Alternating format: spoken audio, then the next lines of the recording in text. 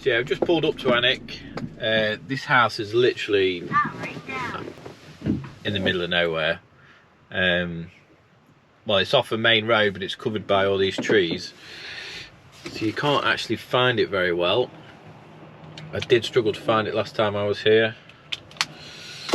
Don't need them anymore. But yeah, we're here now. This is a full final survey. I think there's like 12 windows, 2 doors and a bifold. Should take about 45 minutes, I think. I'll have to do a thorough final survey just to make sure I've got everything correct. Yeah,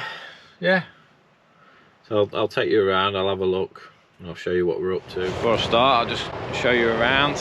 I mean, you can probably hear the traffic. Like I say, it's not in the middle of nowhere. Well, it kind of is. It's on a busy road, but it's in through all these trees, so yeah, it's quite hard to find. But anyway, on with the survey. And just quickly before I start the survey, does anybody else sort of vlog on a GoPro? I've found that, like I said to you, I've had audio problems the last 2 weeks, and now I'm finding that files are getting corrupted. So I'm losing a lot of footage, and it's just happened a minute ago. It's highly annoying. But anyway, right, on with the survey. So I'm just gonna show you a quick look round because time is pressing. I've got other places to be. So yeah, the back of this house, as you can see, this is all going to be rendered. So on the back they would like anthracite grey windows. So we've got 5 windows and a door. They're all going to be anthracite grey. On the side of the house, these 2 here, they're just going to stay as white windows. As we go around to the front of the house, God, that sun is bright today. We're going to put a composite door here. You can't see there because of the sun. And then these are all going to be white windows. All the styles are staying the same. And then around this side, Jesus, I need a filter or something on these. Right, around this side, you might not be able to see because it's too bright, but that window's staying there, and here is going to be a bifold. So yeah, what I'm going to do, I'm going to start with the downstairs ones, and then get the ladder out and do all the upstairs. Right, so what I'd like to do is I'll take a photo for reference of the full back of the house, the front of the house, the side of the house. Then I'll put locations on each window. Now, as you can see, I've took a photo of the back of the house. I'll then write on the measurements for each window. I don't always do it that way, but just sometimes it helps when I'm back at the office, and sometimes you forget something, you can look back. Just my way of doing things. Everyone's different. So now,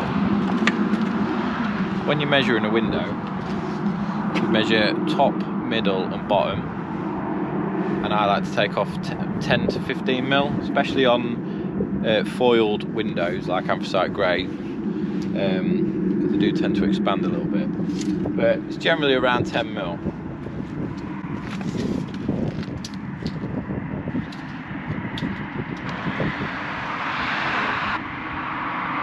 And then same with the height. This one's got an arch on, so it's a little bit different, but so we'll measure up to where the arch starts.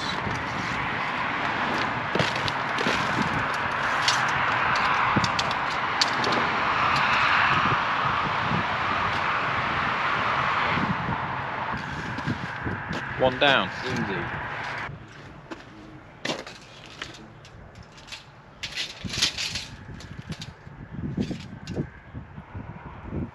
And when it comes to heights, especially on doors, I do like to take off 15 mil in the height, just in case we have to level it up. And sometimes 10mm isn't enough. Right, on with the survey.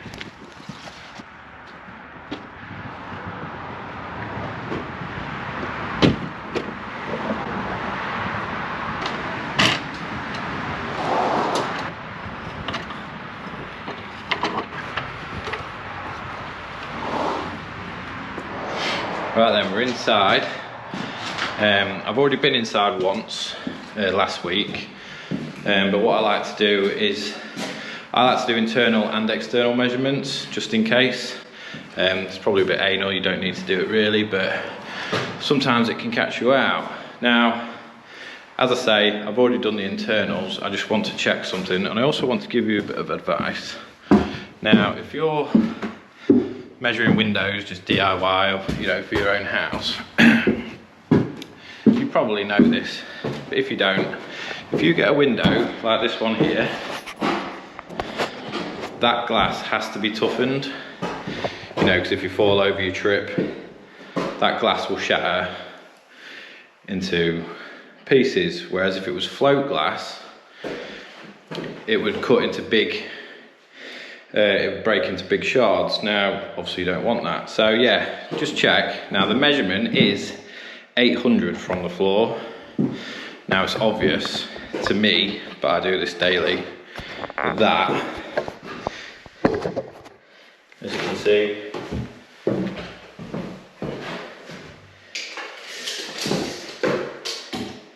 that is only 510 to the glass line. So with 300mm off there, so your 800 is up here, so that has to be toughened glass. Just a little tip for you. Like I say, it's probably obvious.